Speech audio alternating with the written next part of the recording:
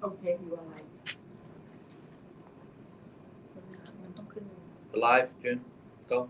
Good afternoon, ladies and gentlemen. Welcome back to Jackson Grant LinkedIn Live. Today it seems like very warm in the studio. I'm June, a recruitment consultant from Jackson Grant, and today we have a lot of our members here. And as always, Alexander. Yeah. Hello, everyone. And also today we have Nick and also June Dai. Good afternoon, everybody. Glad to be here and looking forward to having a good old chat today about a few things. So looking forward to that. What do you do, Nick? Oh, I am the manager of our logistics and supply chain team here, and I also look after a few of our special projects. And I'm going to be chatting from the point of view today of perhaps the person from the older generation, in case none of you noticed that already. Okay. Hi everyone, I'm Jundai. I'm working on the logistics and supply chain team.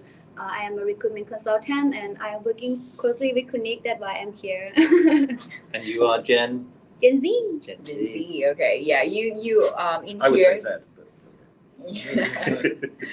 Okay, so in here we basically gather around like people from different generation because the content today it will be about generation gap.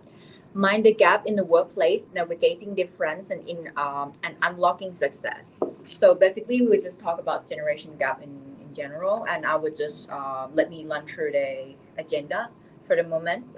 We will talk about what kind of generation gap issue have you encountered at workplace? What are the difference between work habits and technology? How do we create a harmonious workplace by understanding Gen X, Gen Y, and Gen Z? Zed. How do we create? Oh no, and the last one will be strategy to help the HR professional. Yep. Okay, and we will end with the Q&A section. Okay, so basically on Jackson Grant page, we always do the poll about asking an opinion about of people about their work life, right? And now this is like the question that we think it could be related to the topic today. The question would be, what kind of generation gap issue have you encountered in the workplace?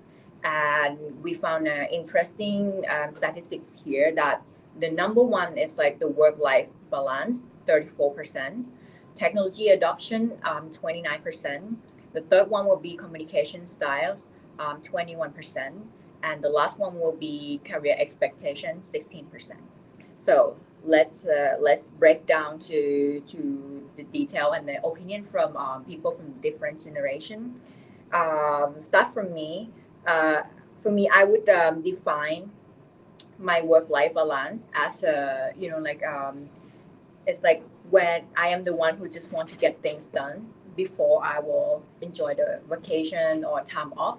So basically I wouldn't mind to work overtime. I'm not the type of person who just come at 8, leave at 9, or just like leave at 5 because it's just like like a 5-day work week. I wouldn't mind because I've grown in a family that my mom has been teaching me that you need to work hard to get what you want. She never really spoiled me to give me everything I want. So I would need to work hard for it. And I think that's why it shaped me like who I am at work as well, that I would like to push my effort and get everything done. And after that, I can enjoy my vacation or time off, what can I say, careless. So if you were to summarize that, like you would say you work according to needs. You don't just like continue to work, you have that break and you know where to cut it. Yeah. Okay. Exactly. Well, I'll jump in from a maybe early Gen Y, which is I probably work too much. That's true. And I guess it's a choice. So I grew up from a perspective where my parents would always say, the harder you work, the more you will get. And with me working in like a sales environment, I always kind of think like if I keep going, then maybe I can do more. And sometimes it's unhealthy, and I've tried to balance as time goes by. But yeah, that would be my overall. And for me, work life balance is like in Gen Z perspective. I think most of the people thought that work life balance is like we have to go to work at 9 and then we have to leave at 6, and after that the manager cannot like give us the more tasks, something like that. But for me personally, right, I don't have a problem with like you can give me an order after working out, but you cannot expect me to like reply. So like just respect my personal time as well. But after that, I will finish my tasks for sure. But in the like when we were practicing this event, you were saying that your friends are quite different. Yeah. I mean, because they don't rely on the money from work for like we say active income. Mm-hmm. They feel that they can make like passive income and they want to like spend their time on like those things too. Okay. Yeah. I think that I'd say on that also from the we're in the recruitment business, and actually regardless of whether we're Gen X, Gen Y, or Gen Z or Z, one of the things is that we're in a people business and we need to work with people, and sometimes the people we work with need to do things at different times. So my view on work-life balance is more about making sure that I keep a balance and make sure the things that are in my personal life that are important to me and the people that are important to me, I have enough time for them. And also I have enough time for doing what I need to do at work to be successful and to help my colleagues to be successful. So I think sometimes you'll have periods of time when your work-life balance seems skewed one way or the other. But in general, I think as long as you keep an eye on it and you think about your health as well, then everything should be okay. I would just add to it, and June, I know you're going to have to control us with the time and whatnot, but I would say sometimes, and this is where we can get into a little bit more of a debate, I would say that sometimes you have to work through the pain. That's my understanding of being in the workplace. So there might be times when, you call it like a crunch culture where you have to go above and beyond, work 3 days, 10 hours a day. And I think... Only 3? Well, yeah. But maybe Jundai can jump in here and to say like a lot of my experiences with Gen Z is that they don't want to do that and they don't see the importance of doing that. And when it comes to like their career expectations, they're not even thinking about that, which obviously it scored lowest on the scale. What do you think? Yeah, I agree. I think like now in Gen Z we have a trend like we don't have to stay in the one company that we can to be in the top of the management or like the top position. But the thing is we always looking for a new thing and exciting things. That's why we keep moving a job. Yeah, and most of them are not very like ambitious or like they not rely on like you have to be manager in this year in this time and then you will be a success person. They rely on like the success thing is like you have time to spend with the things that you want to. Yeah, no, I totally agree. So I think it's basically how we define work-life balance, because I think work-life balance is like the word is like quite new. I think it became trend just like 5 to 10 years ago. Not like we never really heard about it before. So I think it's the new concept. So and people have like different definition. I mean by their own, right? So I think the solution is like we should communicate with our manager. And like talk about them how they define the work-life balance and how you define it and how we can meet in the middle, because but for sure like we are like we are different, we come from different background, different place. So I think this is the communication is the key for you to understand each other better in this topic. I just add very quickly that I listened to a podcast by Stephen Bartlett, and he does Diary of a CEO. And he said he would always be told, because he's quite like Gen Z, maybe Gen Y a little bit. And he basically said, I was always told what a work-life balance was, but I was never comfortable with it because I'd be working 10 hours, 12 hours because I'm trying to create a business. And people would be telling me that I work too much. But he said you should work for what you're comfortable to work. So if you're comfortable to work office hours only, that's fine. But if you're comfortable to work longer and you want to get ahead in your career, then you should also be prepared to do more as well. So All about choice. exactly. So next one is technology. So I My think specialist subject.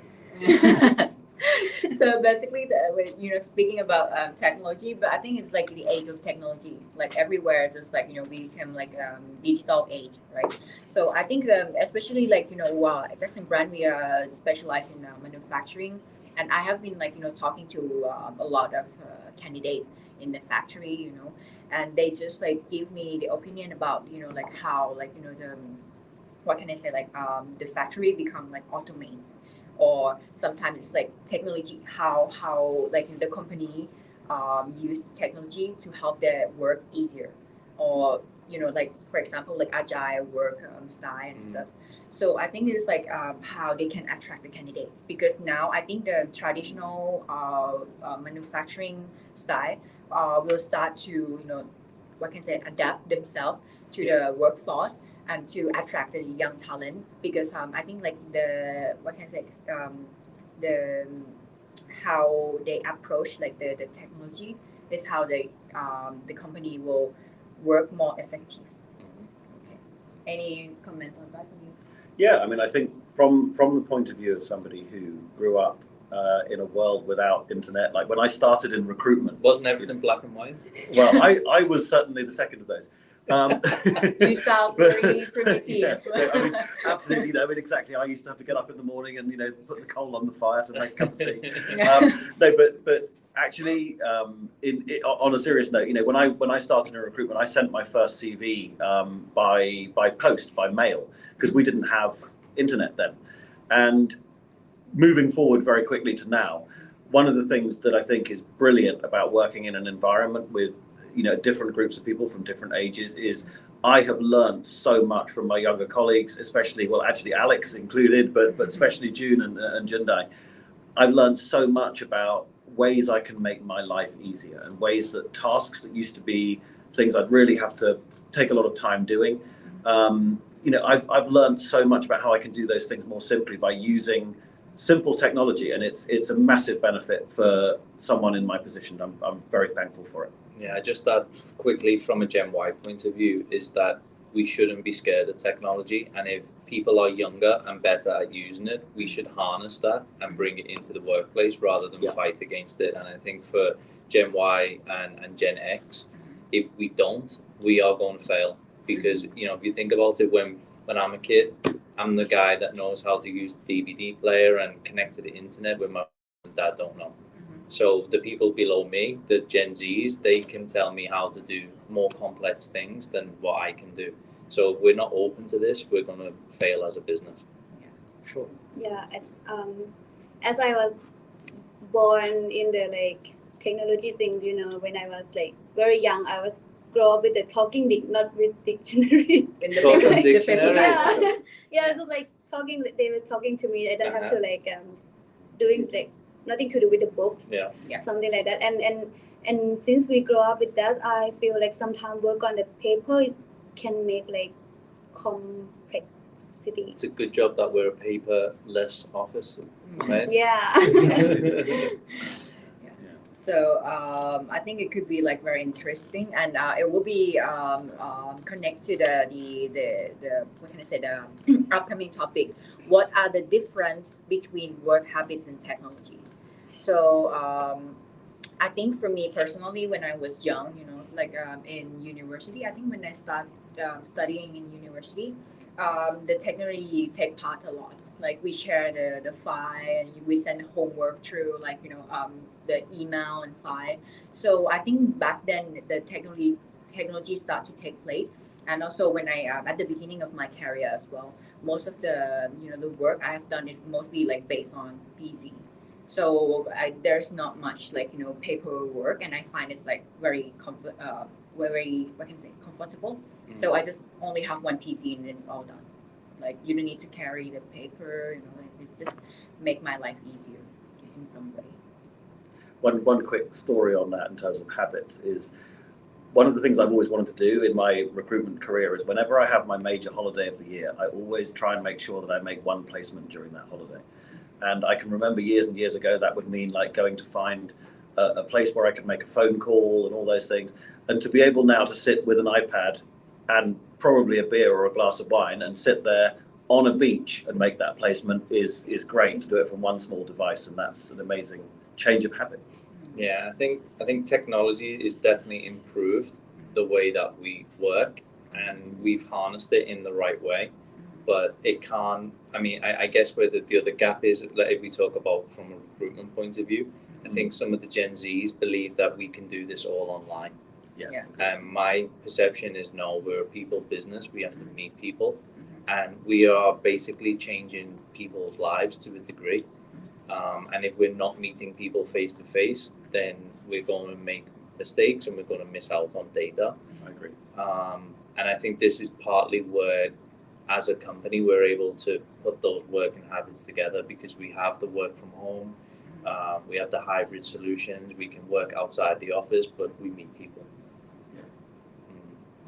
Okay. I just wonder, have you ever done like the recruitment without like, seeing the candidates like at all? Like, I mean, everything is go through online. Yes. Yes. Well, Nick definitely yeah. has done it. Yeah. I can't think of a time I've done it without actually seeing the candidate. Whether, if during COVID it would have been, on video.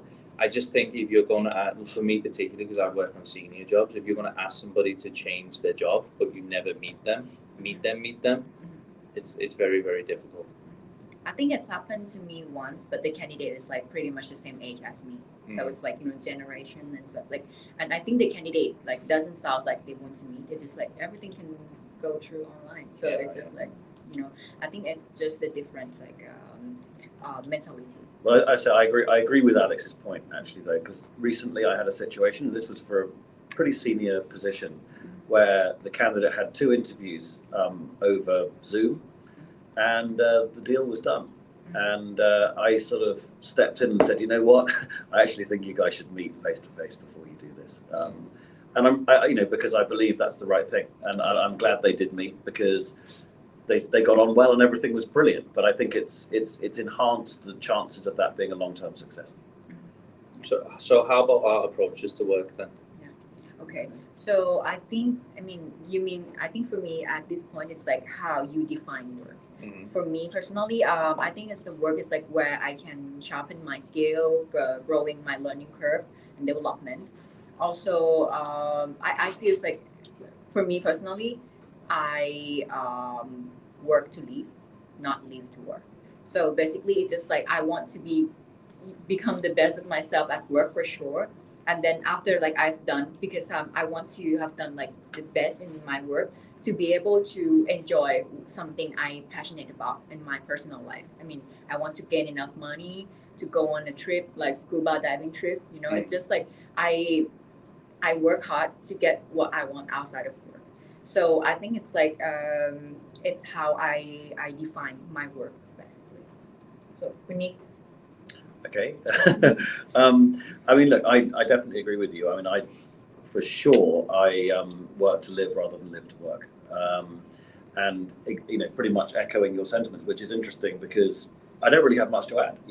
What your feelings are about why you work, what you want to work for, they're pretty much the same as mine. I definitely want to make sure that I have the time to do the things I want to do outside work. But going back a little bit to that other topic, that's why the technology and the abilities that I now have that I didn't have 3 or 4 years ago, that I've learned from the young people in our organization, have actually allowed me to do that better, because now I can do things in 5 minutes that used to take me 45 minutes. So, it's great. But yeah, attitude-wise, same as you. I think like there's obviously like the generation gap, but I also almost think it's cultural as well. Because actually for me, I'm more like live to work. And I know it sounds sad, but my parents were always teaching me that, look, you don't have to be the smartest, but if you can outwork people, maybe it will bear fruit in the long term. They say like for footballers, they have to be obsessed in order to become the best. Yeah. Like Ronaldo, for example, he didn't become the best just because he was fast and he was good looking.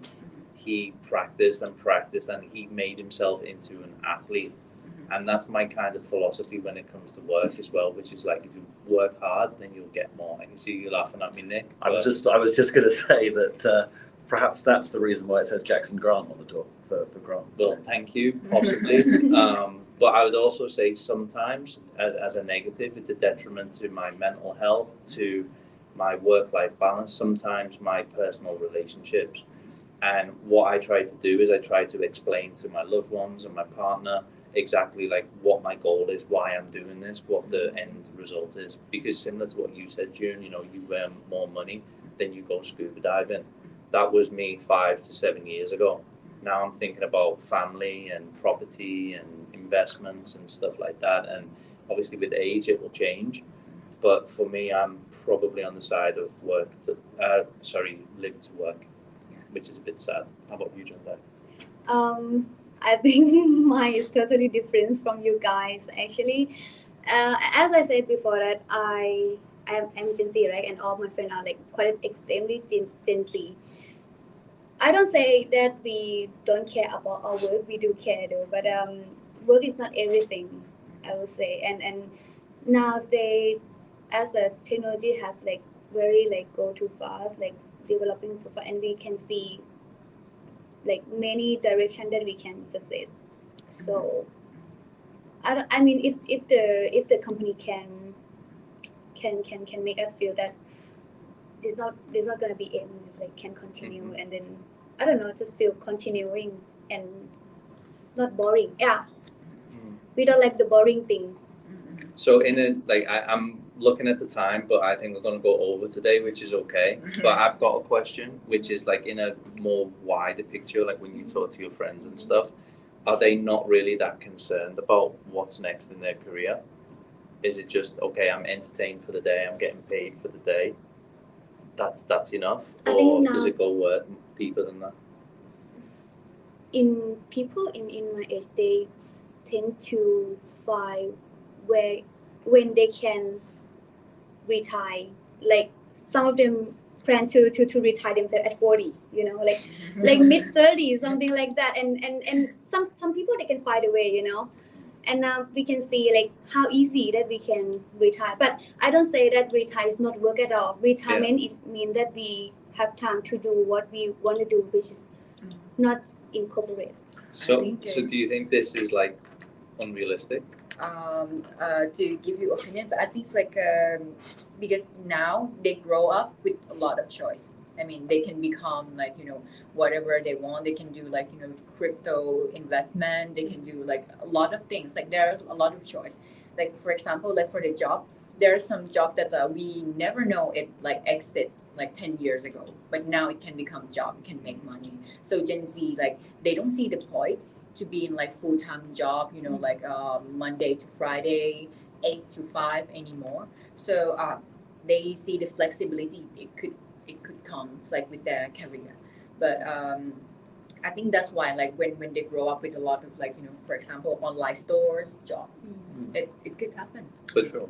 What do you think, Nick? Because for me personally, I think it could be quite unrealistic. Well, I think in long term. Yeah, I mean the two clear points on this. There are always going to be some people who retire at 31 and have the most amazing kind of future doing things online, doing new things.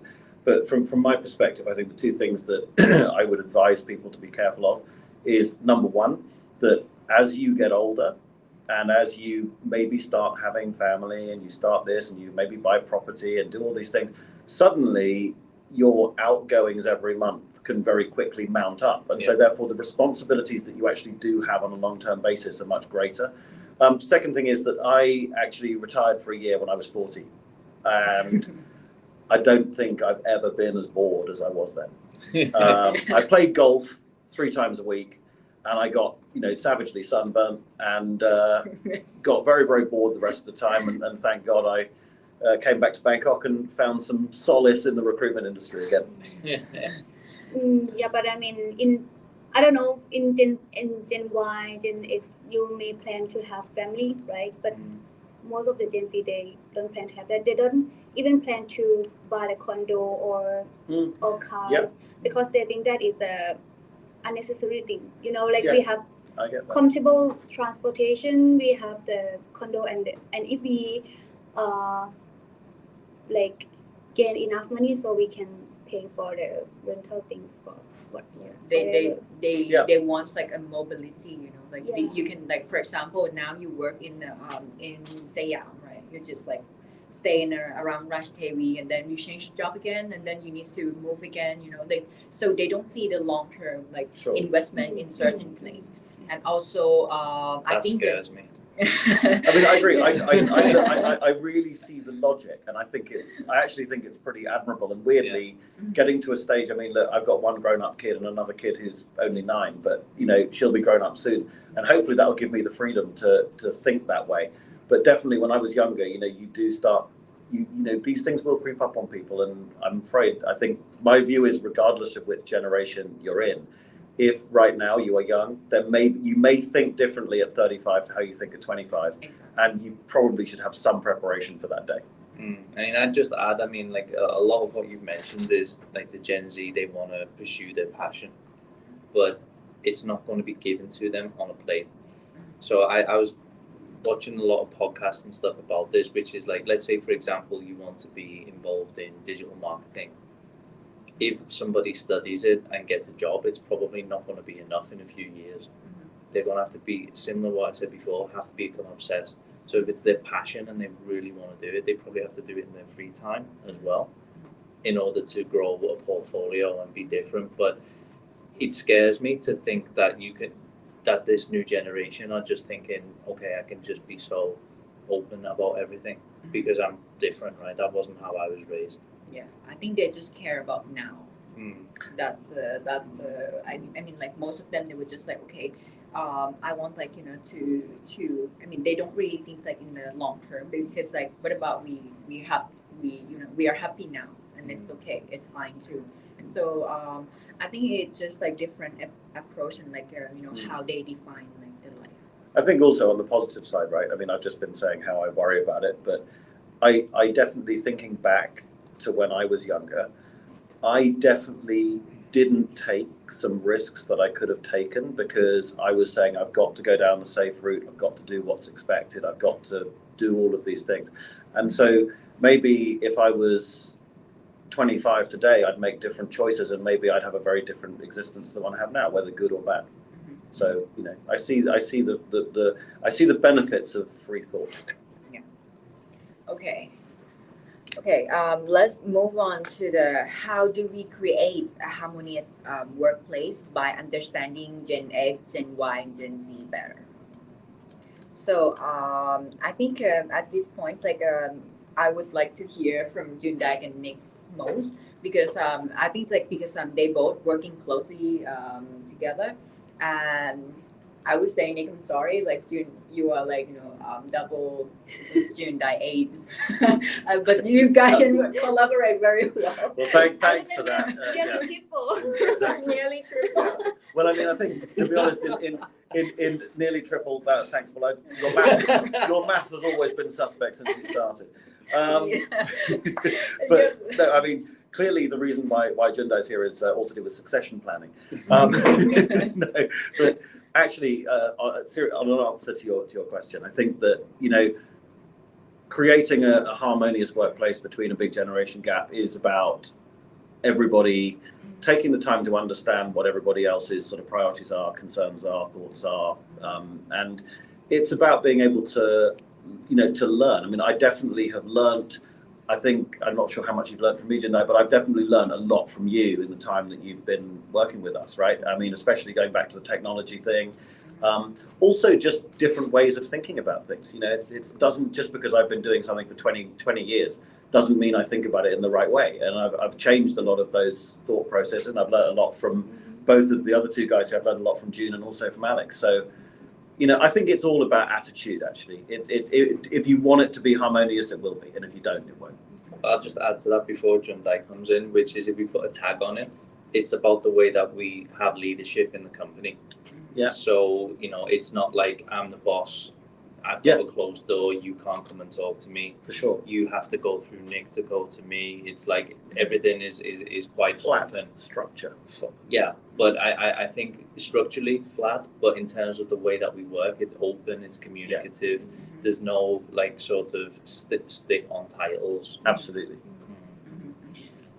Yeah, I think because I don't know. I don't feel that Nix had boundaries for me, and then for you as well. You didn't have boundary that you are the managing director or whatever, and Nick as a manager, we tend to. Not MD yet. Yeah, if you're watching, Richard, Yeah, say yes. Get me in trouble. Yeah, I mean, we tend to. I mean, we don't really care about the title. I would say in the company, and Nick is really like open-minded person, and I feel like he's a friend that I can talk like everything to, and you know, like something that we need people who has experience to tell us as well. Open-minded, that would be easy.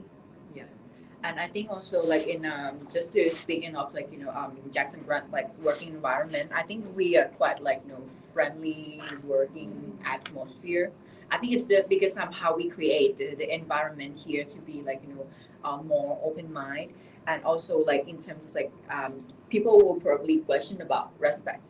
Yeah. Like what if you like create like super friendly working like environment, what it is for you as the word like respect. Any comment on that? Yeah, well, I think why it works in terms of respect is because there's a freedom to exchange your ideas. There's the freedom to kind of complement each other, but also focus on each other's weaknesses as well. So, for example, if Jundai was to say to Nick, well, you're not helping me in technology, how about we do this part? And Nick saying, okay, you're not that strong at relationship management, let me show you this part. And it being open and communicative, it can really work. And the person has to be open-minded as well. So to create that harmonious atmosphere, we have to understand each other and we have to listen, like actively listen, and we can't have an ego about it. Like just, I always think about it now, like, okay, now I'm the manager or whatever, but once upon a time I was the junior. And I had ideas, and I would say early in my career, sometimes they weren't listened to. And I never want to get to that point again now because it's my ideas that have gotten me this far. If I don't listen to you guys, I mean, my dream is that you surpass me. Yeah. That shows that I've done a good job as a manager then. Yeah. And I think like for me, as like like younger generation, I think like we think about what can I say like what we expect like from a manager, and one day if we will grow to become a manager, we just think about like when we were young, what type of manager you want to have, what kind of manager you want to have. And I think like most of the people will grow this way. I mean, like they have the mindset of like what the manager should be, and one day they will become that. I think it's like how we create like the environment of like being like very empathetic, yeah, empathetic, and just like think about how people will feel, like if you are, how would if you will like yourself in the future if you are this type of manager. I think it's like how we kind of like the environment we kind of like create. And you were saying it's not like a traditional Thai style, right, where it's got hierarchy and Gwengjai and stuff like that. Yeah. So by not having that traditional style, it gives you guys the freedom to get your ideas out and yeah. Well, I must say, just I spent most of my career as an individual contributor, right? So not really managing people. And one of the reasons for that is that I always thought management in recruitment was kind of more hassle than it was worth, to be honest. It seemed to me like a hell of a lot of hard work for not much reward. And maybe people didn't want me to be a manager anyway, I don't know. But all I would say is that in the last 2.5, 3 years, when I've been put into a management role, I must admit I have loved every second of it. And if someone said, what's the best part of your job? It would be seeing people developing and learning. And so I'm really happy I've got the opportunity to do it, and especially with such a great bunch of people. Okay, so but we talk from the perspective of like a small company, right? And now we would like to give some strategies to help, for example, the HR professional who has been working in like a big corporate. How would you suggest like what you think it should be like? It could they could adapt themselves in terms of like generation gap because for example they have like 1,000 employees in the company. I think that like it will be like probably 10 times harder to manage. So any tips on that, Alex? Yeah, so there's a couple of things that we can touch upon, but I think the first thing that every company should have is transparency. Yeah. Now, there'll always be certain things which are not appropriate to share with all staff, but I think staff need to understand the reason why. So why are things happening? Why are things done the way that they're done? Why are you making these decisions? So I think to do that, you need a set of core values that you share and that you stick to and that you live by. So, last year we restructured our values. They're on the wall behind me. Every sort of decision that we make, we bring it back to those values. A lot of companies have very generic values, like innovation. And what does it mean for your company? So you have to create an alignment on how you work and what the expectations are and have no exceptions. So everything is on the table, it's clear, everyone knows why you do what you do. And in a larger company, it's really important that you've got the why. Otherwise, there'll be disengagement. And in terms of like culture as well, but because I think like for us, like we are like a kind of like international working environment, like the way we communicate, it's like kind of like open mind. Any suggestion on like the culture wise, like for example in like a Thai company, what do you think? Well, it's a difficult one to answer because I've never really worked in a Thai company. But I think that in answer to the question, I think that definitely as a recruiter and speaking to candidates on a daily basis, I think that one of the things that is felt is that maybe there isn't enough opportunity and empowerment for people to say how they feel and speak their mind and maybe challenge their boss. So I think my guess would be that maybe some companies could, whether big or small or Thai or international, if they're not doing this, one of the things they should be doing is working out ways of allowing people to be more, as we've talked about already, open-minded, allowing people to challenge, allowing people to be accepting of everybody's differences. And I think that's a great thing. I think though that the difficulty for the bigger companies is just like, look, if 4 of you go out for a meal, it's pretty easy to go and like look at the menu and choose what you want. It's all pretty relaxed. If there are 104 of you going out for a meal, it's a lot more difficult. So there are definitely so many challenges that big companies face because they have to have, I guess, more structure, and people have to fit into the structure more than they would do in a smaller company like ours where it's a bit more open. Yeah. And speaking of the culture, I think it's like the culture that I feel is like Gen Z will be open-minded to is like no blame culture. It's like you learn from the mistakes. It's just like everybody can make mistakes, like just like us, right? But I think no blame culture will bring like what can I say, like the positive working environment. Like okay, you can do mistake, and then the manager should provide some solution to make them feel like okay, if this the mistake, next time you do like this, or give them some guidance to make them feel like they are not being like left out. Sounds like I'm your manager and you learn from me. Really? So I think that's like when like Gen Z will be more open-minded about to listen, and I think this is like a part of the culture that we really embrace. If I just add to that, I would just say like openness is the part of it, but in order to get to the point where people can be open, you have to create a safe environment where they know that they're not going to be blamed, that they're not going to be judged. And I think from a cultural standpoint in Thailand, the way a lot of children were raised when they go to school, they don't put their hands up unless they know the right answer because they're afraid of being embarrassed, for example. Then by creating an atmosphere where ideas can be freely shared, like British culture, for example, is you have 10 people in a room, one person says this really terrible idea, but somebody else picks up on it and makes it good. I would also say, we're talking about, let's say, maybe advising some people within the HR sector. I think that there are probably plenty of them, so I don't want to plug one now, but we use an app here at Jackson Grant where I think what it does, it allows different groups of people under different managers to communicate their feelings and answer questions. And there are plenty of these things around, but I think one of the key things for big companies would be empowerment, because one of the things in a small company is, if you're a manager, you probably don't report that to that many people. Whereas in a big company, if you're a manager, you're squashed from up and you're squashed from down. So it's very difficult for you to be empowered to help the people that you manage. Whereas with these sorts of apps, I think that if there's a way of doing that, where you could empower your middle management more to do things like retain talent, understand people's feelings, it might be a healthy way of making a more open-minded and happy environment. May I add something too? Actually, I have experience working like very big corporate when I was working on my first job, right? And I think I think I did a good job so far, and no one say anything. And then I quit, and then they just like beg me, could you please stay longer, and like don't leave us or something like that. And I just feel like, why you wait till I quit? Great Yeah. point.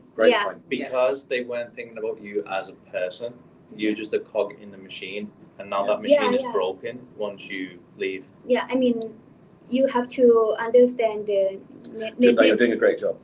yeah, that is the next one. Actually, to make me forgot. Sorry. No, I know what you're saying. You're sorry. Okay, I remember now. I mean, because of Gen Z, they naturally born with the grooming to feel like there's a reason that why we born on this earth, you know, to feel important. And then wants to be approved. Yeah, and then like sometimes we just don't want like the overreact from like, oh, you did a great job or something like that, but just like give it a sign that you're appreciated. Yeah, something like that. And then I remember the first month that I moved here, and then I just did a little job that made me nothing. And then Nick said, oh my God, Chundai, this is a great thing that you did a good job. And I was crying, you know, like I'm crying so hard that time. Like no one say this to me like at all. Yeah. And it's free, right? To say to people you're doing a good job. It's not like you need to completely reorganize your organization. It's just showing that people are valued. And going back to what Nick said about using technology, I mean, this application we've got a way of not just managers saying to, you know, the staff that they've done a good job, but peer-to-peer feedback as well, which I think is really, really good. Well, we are done today, right? I'm very tired. It's a long one, but I love it. I think this is like a very, very fun. Well, just before we go, I think we've got a couple of questions. We've got time for maybe 2 questions, Cook. Could you give us the first one? I think it's from Nasia. Yes. How about politics in workplace? Ooh. Okay, let me just clarify. I don't know if you're still here or not, Nasia, but when you say politics, do you mean politics or do you mean actual like the workplace politics? Because if it's actual politics, we're in Thailand, we don't talk about it. But we'll go on workplace politics. So how would you say about the politics in the workplace, Chunda? I mean, because of it's like small group of people, and we don't have like really politics. Oh, we did have before. Yeah, we did. Yeah, but I mean, politics could come from we just have different working style, and that could make politics in workplace, right? Yeah. As I say, it's come back to open mind again. That I think if people has open mind, it's just like I don't know. You can get past it. Yeah, can get past it. Yeah, but for me, I think it's like the politics is like also how about you manage the conflict at work as well, because it's unavoidable. Like, you know, it's like the conflict is like everywhere. But I think you just need clear communication to get through that, because no hard feeling after. You know, you need to clear, like, you know, on how you feel, what's happened. You know, like you need to talk through that before like moving on to another step, because now if you just leave it like that, it will create the politics, I think it's like it starts from a little conflict, and then the conversation, the transparency that you have with your colleagues is the key part of it. Agree. Yeah, I'd just add from that point as well is that it's a bigger picture than what the staff see on a daily basis. It's a strategic plan on the people and the personalities that we hire. So, one of the things that we face in our company is that a lot of people that come in who are experienced in recruitment find it hard because we do things a particular way. So rather based on experience, we look for skills, values, and personality to fit in. It doesn't mean that people can't be different because we've got a very diverse workplace. Yeah. But if we don't focus on that, that's another way where politics can come in. So it's a strategic way of bringing the right people in and then adding that culture, the openness, the collaboration. And I'd say as a company, we're probably one of the most collaborative companies I've ever worked at. Agree. Could Nick, you raise your hand? No, I was just. That was the diversity. Okay. Okay, we got one last question, I think, from our biggest supporter, Nelson. Oh, Nelson Stevenson. Yeah. Okay. What would you suggest is a good method to overcome generational barriers in communication? Ooh, I think Nelson, I think it's another tough one. my personal experience is like I studied language before, and it's like also like the culture behind the language, because here at our office we all use English at work, and English is not like very hierarchical. What can we say that they don't have much on the level of say nong and p and stuff like that. Yes. Yes. Less formality in English. Yes. Yeah. Also, in English, I think it's like the level of the seniority is not in the language, but in Thai, we have the level. You cannot call Alex in a certain way. You cannot call Jun in the same way as we call Jundai, because the different level. Yeah. So I think it's also the language itself that will give, what can I say, the will create the barrier of how you treat the people. So because I think in our workplace, international working environment, I don't think it's the biggest issue. But when it comes to Thai, you need to be careful about the language you use. I mean, I would say it comes back to the theme that's run through this kind of entire podcast, which is being open-minded and being thoughtful about who you're working with and who you're dealing with. In terms of, I've found that as a manager, if I'm trying to explain something, I try and explain it as much as I can in trying to make it maybe a more modern thing than I might have done if I was explaining the same thing to someone the same age as me, right? It's difficult to describe because I think it's something that you just have to naturally think of, but it's something that you definitely should be aware of, that what you might say to someone who's the same generation to you, or the same generation as you, if you said exactly that same thing to someone who's the other generation, they would take it completely different meaning. So, that's the thing you've got to be a bit wary of, I think. But again, if people are open-minded, I think it's pretty easy. Yeah, so I'd add, as me being in the middle then of the generations, when I work with you, Nick, I can be extremely direct, whereas I have to be tactful if I work with a junior staff member. So I totally see what you're saying. Sorry, Junda. Yeah, okay, it's okay. And I think it's something that beyond than generation is the personality as well. So, for example, I couldn't approach people in the same generation with the same communication style. Have to rely on their personality as well. So some people I can talk to them very friendly, but some people they don't like that. You need to understand someone else and just adapt the way you communicate with them. Okay, wow. I think we're getting to 50 minutes, so I think we're going to have to leave it there. For the next topic, we've not confirmed yet, but what we're trying to do is bring in more special guests, so don't be surprised to see more special guests, not just from Jackson Grant in these LinkedIn Lives as we go forward. Again, any ideas, any suggestions, feel free to pop them in the comments, and we can address them and take them on board. thank you everyone for joining. I know it was a long one. I'd like to say a big special thanks to Nick for taking time out of your busy day to come in, and also to Jundai for the same reason. It's been really insightful, and again to our wonderful team. So June for being the host, and Cook for being behind the scenes. Thank you very much. Yeah. And until next time, everybody. I've loved it. Please invite me again. Take care. Please clear your calendar first.